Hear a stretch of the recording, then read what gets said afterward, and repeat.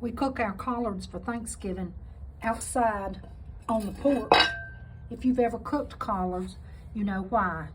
In the pot, we have some about a half a ham steak that we have fried up, some red pepper flakes, and about a cup of chicken stock. And now I'm going to add the collards that came right out of our garden outside. And as soon as these cook down, I'll add another pan full, and we'll have plenty of collards for Thanksgiving.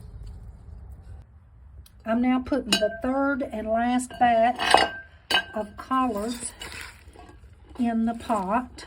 It's been a couple of hours since we started, and it'll be probably another 2 or 3 hours until they're done.